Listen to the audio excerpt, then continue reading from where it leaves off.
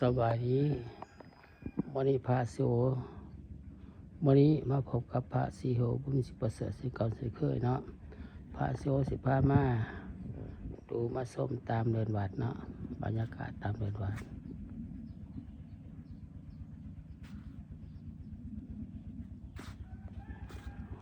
พามาดูมาส้มบรรยากาศตามเดินวัด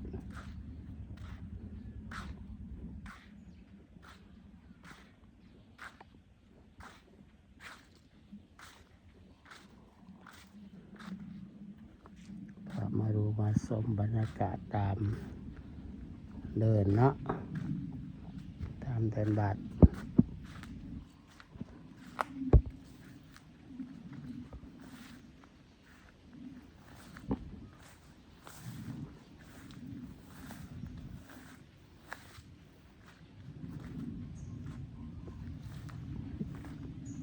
มันต้นโพ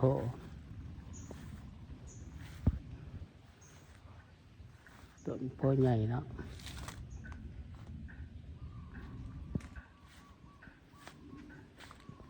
มาดูมาชมตามเดินบัดบรรยากาศตามเดินบัดเนาะ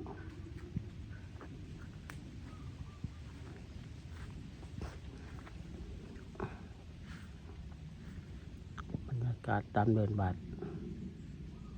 พามาดูมาชมบรรยากาศตามเดินบัด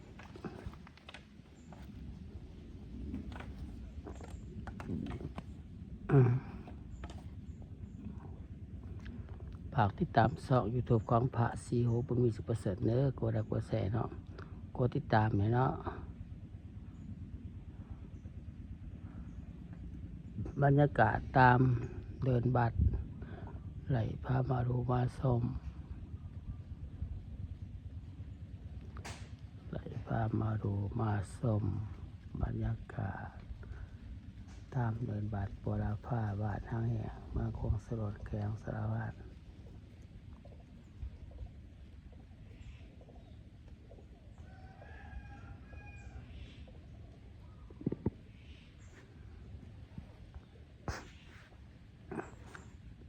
ฝากติดตามช่อง YouTube ของพระสีโหบุญมีสุประเสริฐเนื้อกดไลค์กดแชร์ให้เนาะกดติดตามให้แน่เป็นกำลังใจให้พระสีโหบุญมีสุประเสริฐเนื้อ FC ลาวไทยและต่างประเทศเขาดูเขาชมช่อง YouTube ของพระสีโหบุญมีสุประเสริฐอันนี้เด้อกดไลค์กดแชร์ให้เนาะเป็นกำลังใจพระสีโหบุญมีประเสริฐแน่เนาะ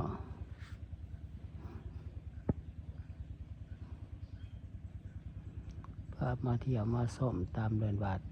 บรรยากาศตามเดินวัดน้ำมะแรง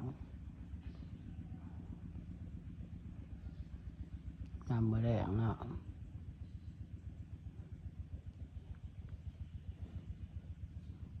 บรรยากาศน้ำมะแรง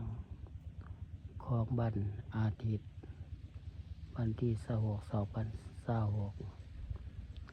ได้เอาบรรยากาศตามเดินบัดมาให้ดูให้ชมได้เอาบรรยากาศตามเดินบัดมาให้ดูให้ชม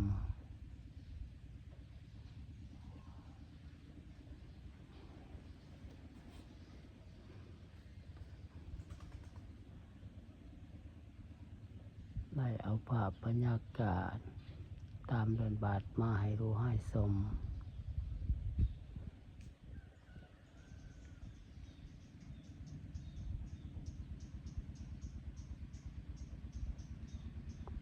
บัดบัวลาผ้าบ้านห้าแห่งเมืองโคงสลดแขงสารวัตรเนาะภาพบรรยากาศตามเดินบัดได้พามาดูมาชมบรรยากาศตามเดินบัด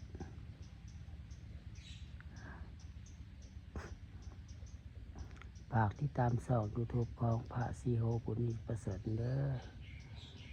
FC ลาวไทยและต่างประเทศให้เขาดูเข้าชมอะไรผ่านมาไว้เนาะกำลังสร้างช่องใหม่ว่าได้ผ่าน ำลังสร้างซอกใหม่บ่ทันได้ผ่านเนาะ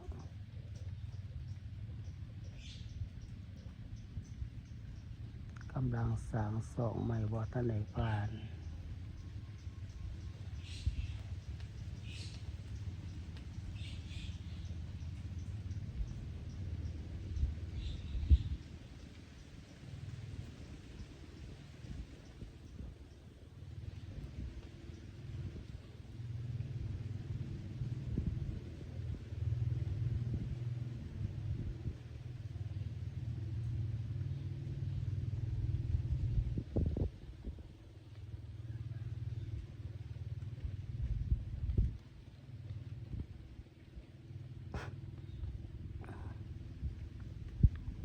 บรรยากาศตามเดินบัด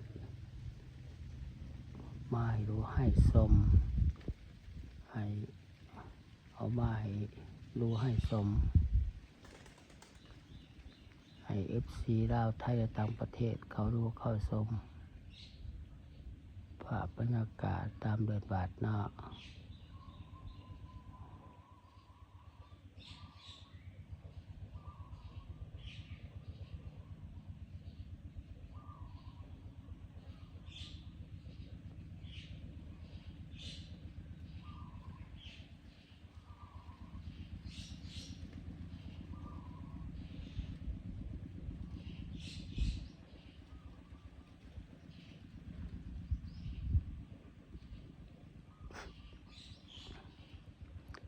ฝากติดตามช่อง YouTube ของพระศรีโหบุญมีสิประเสริฐให้เด้อกดไลค์กดแชร์ให้เนาะกดติดตามให้ได้เนาะเป็นกำลังใจให้พระศรีโหบุญมีสิประเสริฐให้เด้อ FC ลาวไทยและต่างประเทศให้เขาดูเข้าชมช่อง YouTube ของพระศรีโหบุญมีสิประเสริฐให้แน่กดไลค์กดแชร์ให้เนาะกดติดตามให้แน่เป็นกำลังใจให้พระศรีโหบุญมีสิประเสริฐให้เด้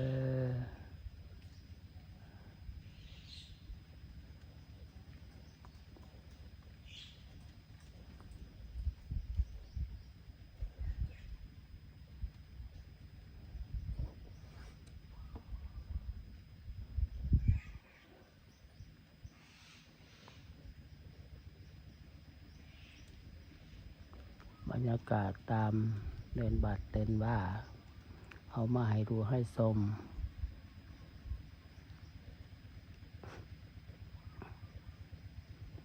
เอามาให้ดูให้ชม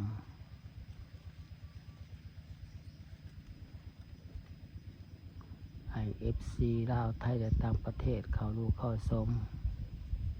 ช่องYouTubeของพระศรีโหบุญมีสิประเสริฐให้แน่กดไลค์กดแชร์เนาะกดติดตามให้เด้อพ่อให้ได้ผ่านไว้พ่อให้ได้ผ่านไว้เนาะ